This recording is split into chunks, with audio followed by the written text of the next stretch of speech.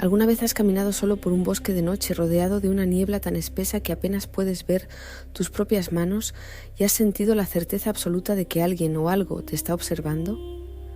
En los bosques de Galicia, al noroeste de España, ignorar esta sensación puede costarte mucho más que un simple susto, puede costarte literalmente el alma. Existe una leyenda tan oscura, tan antigua y tan terroríficamente real para los habitantes de la zona que incluso hoy en día los ancianos de las aldeas cierran puertas y ventanas a cal y canto cuando cae la noche. Hablamos de la Santa Compaña. No estamos hablando de un simple fantasma o un cuento barato para asustar a los niños. Hablamos de una procesión espectral, una marcha incesante de muertos vivientes que deambulan por los oscuros y fríos caminos forestales a partir de la medianoche. Imagina esto, estás caminando por un sendero estrecho rodeado de castaños centenarios.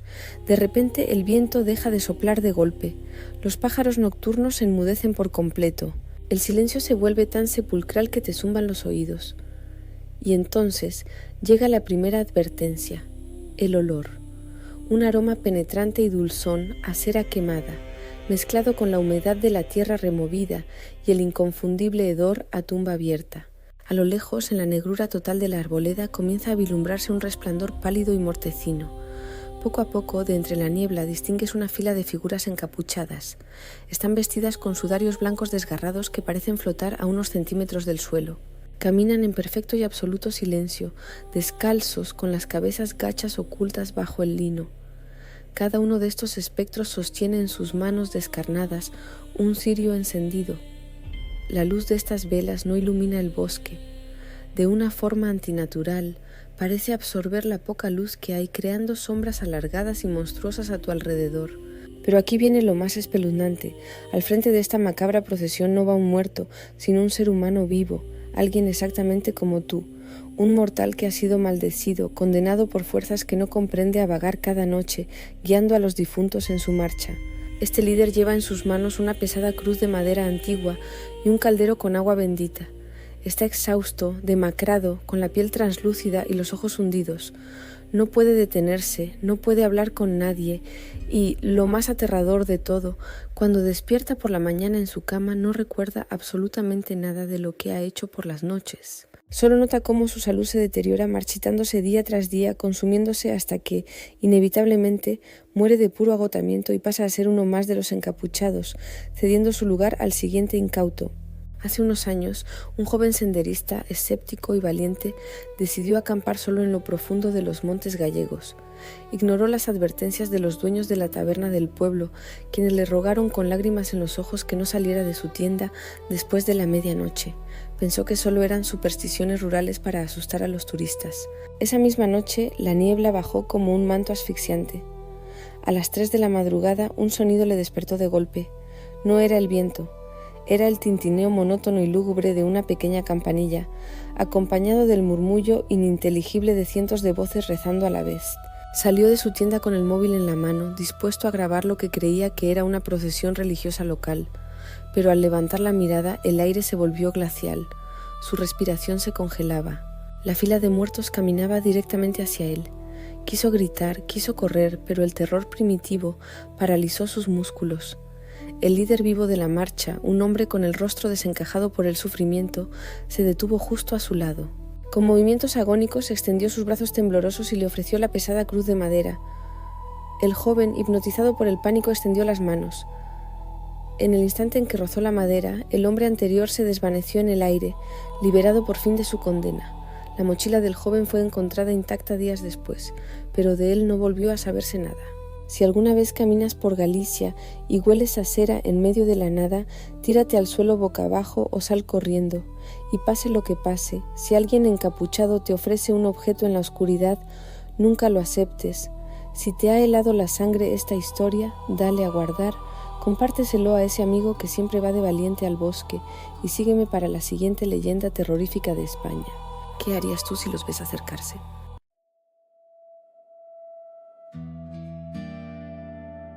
Imagina por un instante que estás en tu casa, ese refugio seguro donde crees que nada malo puede pasarte. Estás preparando la cena, limpiando el suelo de tu cocina tranquilamente, cuando, de repente, notas una mancha oscura en el cemento. Te agachas, para frotarla con un trapo humedecido, pero no desaparece. Al contrario, a medida que la limpias, la mancha comienza a tomar forma ante tus propios ojos. 2 ojos hundidos y vacíos, una nariz perfilada, una boca abierta en un grito mudo de absoluto terror. Un rostro humano te está mirando directamente desde el suelo de tu propia cocina. Esto no es el argumento de una película de Hollywood de bajo presupuesto. Esto ocurrió realmente en España, en la pequeña localidad andaluza de Belmes de la Moraleda, y sigue siendo el caso paranormal más documentado y escalofriante de toda Europa. Todo comenzó una mañana de agosto de 1971. María Gómez Cámara, una mujer sencilla de pueblo, descubrió esa primera cara junto al fogón de su casa. Aterrada y con un mal presentimiento, llamó a su marido y a su hijo. Ellos, pensando que se trataba de una simple mancha de humedad o una broma macabra de algún vecino, decidieron cortar por lo sano. Cogieron un pico pesado, destrozaron esa parte del suelo de cemento y echaron una capa de hormigón nuevo. Problema resuelto, ¿verdad? Eso creían, pero el verdadero horror no había hecho más que empezar. A los pocos días, la cara volvió a aparecer en el suelo nuevo, exactamente la misma cara, pero esta vez ya no estaba sola. A su alrededor comenzaron a brotar decenas de rostros nuevos, caras de hombres, de mujeres, de niños e incluso de ancianos. Las expresiones eran desgarradoras y casi siempre macabras. Algunos rostros parecían llorar en silencio, otros suplicar ayuda, y otros miraban hacia el techo con una maldad pura e insondable. Y lo peor de todo, las caras cambiaban de posición. Una mañana estaban cerca de la puerta, y por la noche, como si se arrastraran bajo el suelo, se habían desplazado hacia el centro de la habitación. A veces desaparecían, solo para volver a surgir semanas después con una expresión totalmente diferente, más retorcida. El pánico se apoderó del pueblo entero. Investigadores, periodistas y parapsicólogos de todo el mundo acudieron en masa a la humilde casa de la calle Real número 5. Sellaron la cocina ante notario, cubrieron el suelo con plásticos, la vigilaron día y noche con cámaras térmicas y detectores de movimiento. Los escépticos pensaban que alguien pintaba las caras en secreto usando nitrato de plata o ácidos. Sin embargo, tras meses de rigurosas investigaciones científicas y análisis químicos, el resultado fue perturbador. No había rastro de pintura ni de manipulación humana. Las caras nacían desde las entrañas del cemento, como si algo intentara desesperadamente salir a la superficie. La tensión llegó a su punto de no retorno cuando las autoridades y los expertos tomaron una decisión drástica: excavar bajo la cocina para ver qué había debajo de la casa. Los obreros empezaron a picar el suelo. Bajaron 1 metro, 2 metros, y al llegar a los casi 3 metros de profundidad, la sangre se les heló en las venas. Enterrados bajo el lugar exacto donde aparecían las caras, encontraron una fosa con restos humanos, huesos antiquísimos, algunos de ellos decapitados, que correspondían a un antiguo cementerio medieval sobre el cual se había construido la casa sin que la pobre familia lo supiera. Estaban durmiendo literalmente sobre los muertos. Extrajeron los huesos, les dieron sepultura en el cementerio católico local y volvieron a sellar el suelo con hormigón. Todos pensaron que, al fin, las almas descansarían en paz, pero se equivocaban horriblemente. Los rostros volvieron a salir, aún más nítidos y furiosos que antes. Los investigadores dejaron grabadoras de cinta encendidas durante la madrugada en la cocina completamente vacía. Al reproducir los audios al día siguiente, escucharon psicofonías espeluznantes, voces de ultratumba, quejidos de niños y lamentos agónicos. Una de las voces más aterradoras captadas por los micrófonos decía claramente, con un eco metálico que helaba la sangre: el infierno empieza aquí. Hoy en día, la casa de las caras de Belmes sigue en pie. Las caras siguen allí, observando a quienes se atreven a cruzar el umbral. ¿Crees que podrías soportar la opresión de sentir cómo el suelo te mira fijamente? Si te dieran 10.000 euros por pasar una noche entera, completamente solo y a oscuras, en esa cocina, ¿aceptarías el trato? Déjamelo en los comentarios, comparte este video con alguien que no creería esta historia y sígueme para la tercera leyenda. Te aseguro que la próxima te hará mirar 2 veces antes de sentarte.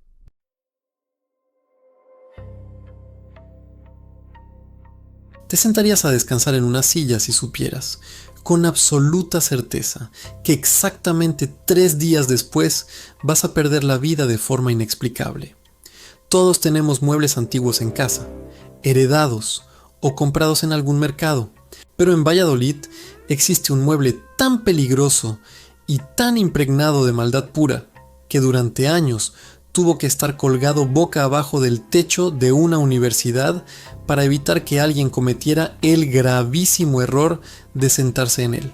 Hablamos de la aterradora leyenda de El Sillón del Diablo.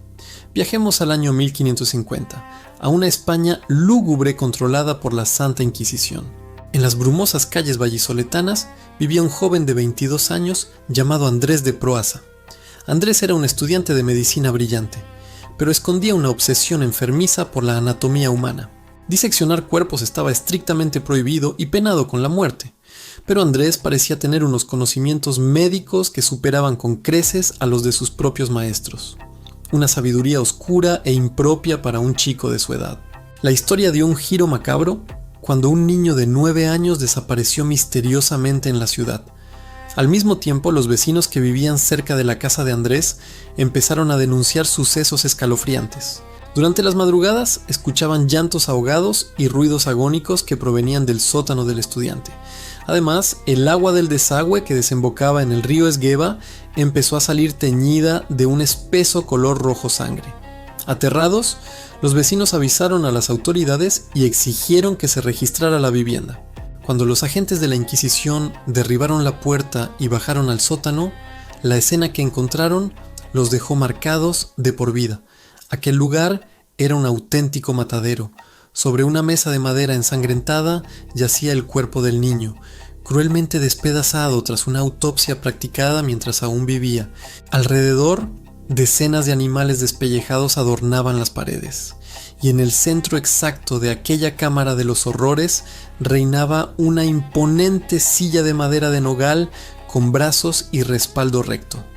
Durante los brutales interrogatorios a los que fue sometido, Andrés confesó todo, pero lo que dijo sobre la silla heló la sangre de los inquisidores. Aseguró que el sillón fue un regalo directo del mismísimo diablo. Según su confesión, cuando se sentaba en él, el demonio le susurraba al oído los secretos más profundos de la anatomía humana y del universo. Pero el pacto tenía una trampa mortal. El diablo maldijo el mueble. Cualquier persona sin verdaderos conocimientos médicos que se sentara, o cualquiera que intentara destruirlo, moriría fulminantemente al tercer día. Andrés fue condenado a la horca y sus pertenencias subastadas, excepto el sillón, que fue confiscado y guardado en un trastero de la Universidad de Valladolid. La historia podría haber terminado ahí, pero en el siglo XIX, 300 años después, un bedel de la universidad encontró el sillón cubierto de polvo en un almacén. Cansado tras su jornada de barrer, decidió sentarse a descansar. A los 3 días, apareció muerto en el recinto sin ninguna causa médica aparente. Poco tiempo después, un nuevo empleado ocupó su puesto. Al ir a limpiar el mismo almacén, cometió el mismo error fatal y se sentó. 72 horas después, falleció inexplicablemente. El pánico se desató por los pasillos de la universidad. Comprobaron aterrorizados que la maldición de Andrés de Proaza era real. Para evitar más tragedias, las autoridades tomaron una decisión sin precedentes.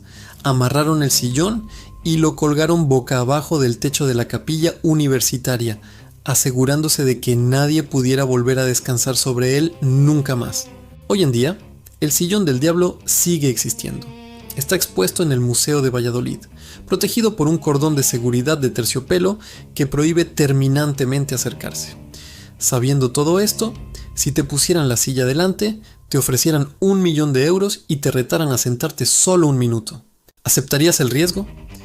Déjame tu respuesta en los comentarios, etiqueta a tu amigo el más valiente y sígueme porque ahora vamos con la historia de Ochate.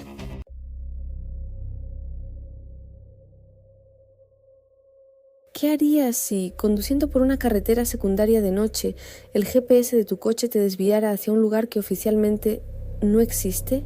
Un lugar que los mapas y las administraciones han intentado borrar de la historia por la cantidad de horrores inexplicables que albergan sus ruinas. Bienvenido a Ochate, en el condado de Treviño, conocido por parapsicólogos de todo el mundo como el pueblo más maldito, terrorífico y activo de toda España.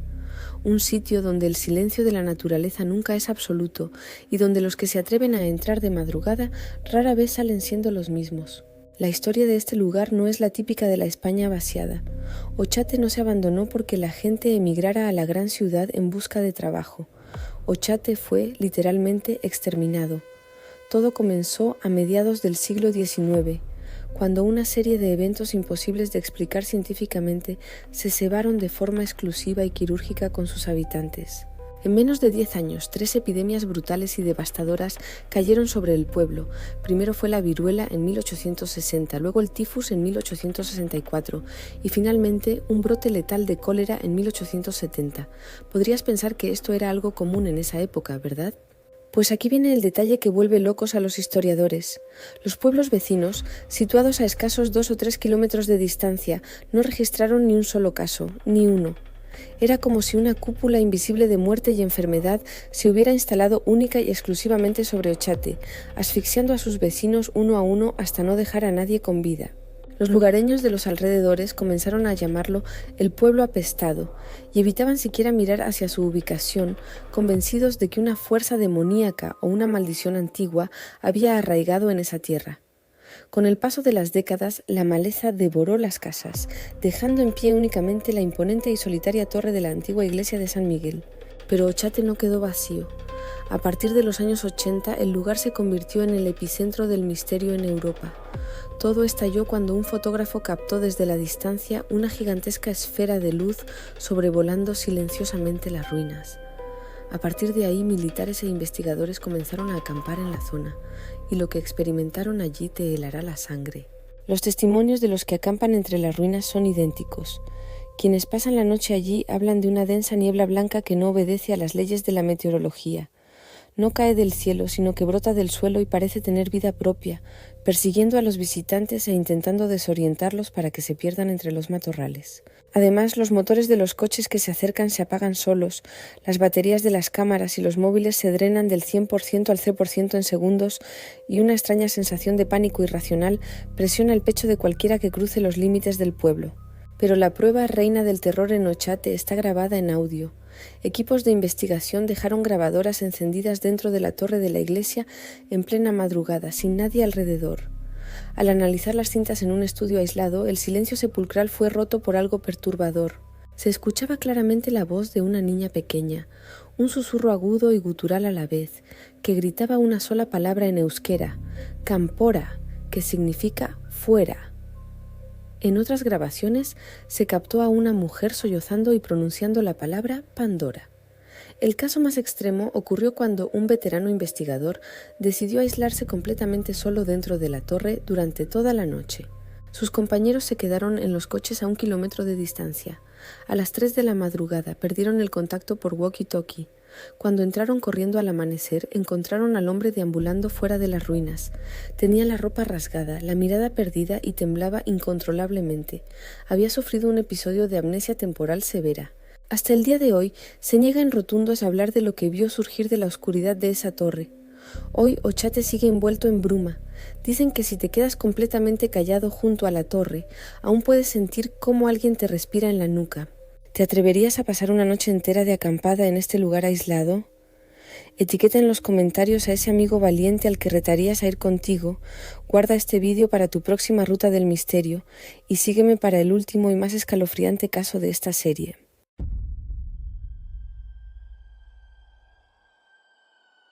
¿Has viajado alguna vez en el último tren del metro, rodeado por el silencio absoluto de los túneles vacíos y el zumbido eléctrico de las luces, con esa incómoda sensación de que no estás completamente solo? Si eres de los que viajan de madrugada con la mirada clavada en la pantalla del móvil para ignorar al resto de pasajeros, esta leyenda basada en uno de los rincones más oscuros de Madrid te hará levantar la vista para siempre.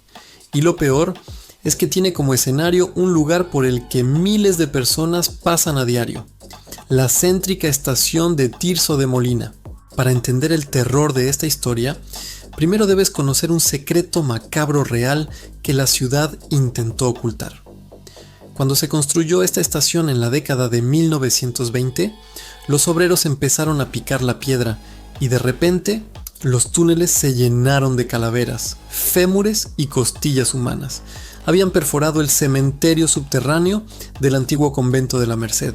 Ante el retraso inasumible que supondría mover la obra, las autoridades tomaron una decisión espeluznante. En lugar de trasladar todos los cuerpos para darles sepultura, decidieron dejar los huesos allí, escondidos para siempre detrás de las paredes recubiertas de azulejos. Así que sí, cuando esperas el metro en Tirso de Molina, estás literalmente rodeado de esqueletos. La leyenda cuenta que todo ocurrió un gélido martes de invierno, pasadas la 1:30 de la madrugada. Una joven universitaria, a la que llamaremos Elena, bajó las escaleras mecánicas vacías para coger el último tren. El andén estaba desierto. Solo se escuchaba el inquietante viento frío que empuja el vagón desde la oscuridad del túnel. El tren apareció chirriando. Elena entró y se sentó cerca de la puerta. Estaba completamente sola. En la siguiente parada, las puertas se abrieron y entraron 3 personas. 2 hombres muy altos, vestidos con gruesos abrigos oscuros que sostenían por los brazos a una mujer joven situada en medio de ambos. Parecía que la mujer estaba enferma o demasiado borracha para caminar por sí misma, porque arrastraba pesadamente las puntas de los zapatos por el suelo de goma.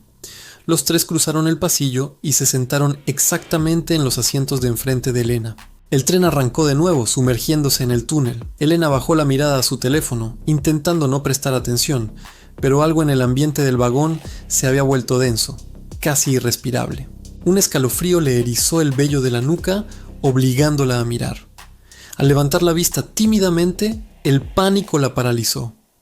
La mujer sentada enfrente había levantado la cabeza y la estaba mirando fijamente. Pero no era una mirada humana. Sus ojos estaban muy abiertos, fijos, sin rastro de brillo ni parpadeo. Su piel tenía un tono grisáceo, ceniciento, con los labios amoratados. Los 2 hombres que la flanqueaban miraban al frente, en silencio, inmóviles como estatuas de cera. En la siguiente estación entró un único pasajero, un hombre de mediana edad que llevaba un maletín negro. Miró a los lados, se fijó detenidamente en el extraño trío y luego miró a Elena. Para sorpresa de ella, el hombre cruzó el vagón y se sentó justo a su lado, pegado a ella. El tren comenzó a moverse.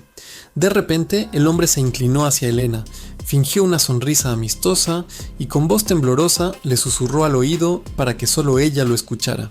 «Hola, haz como que me conoces de toda la vida. Mírame a mí y asiente con la cabeza. No gires la vista hacia la mujer que tienes enfrente. Te lo ruego por tu vida. Soy médico. Cuando el tren se detenga en la próxima estación, te vas a levantar y te vas a bajar conmigo al andén. No hagas preguntas, solo sígueme». El corazón de Elena latía tan fuerte que le dolía el pecho. Aterrorizada, obedeció. Los segundos hasta la parada se hicieron eternos. Cuando las puertas se abrieron, el médico la agarró del brazo y ambos salieron disparados. Elena, temblando, se giró hacia atrás justo en el instante en que las puertas se cerraban. Vio cómo el tren arrancaba de golpe, y con la fuerte sacudida del vagón, vio cómo la mujer se desplomaba inerte hacia adelante como un muñeco de trapo, sostenida apenas por los brazos de los 2 hombres que no movieron ni un músculo. El médico, blanco como la pared y sudando frío, miró a Elena y le dijo: «Esos hombres no estaban ayudando a una mujer enferma. Esa mujer estaba muerta y la estaban transportando en el metro para deshacerse del cadáver. La próxima vez que viajes de noche y alguien se siente frente a ti, asegúrate de mirarle bien a los ojos. Y si esta serie te ha quitado el sueño, comenta miedo, dale al botón de seguir y comparte este video con esa persona a la que nunca dejarías ir sola en el último vagón.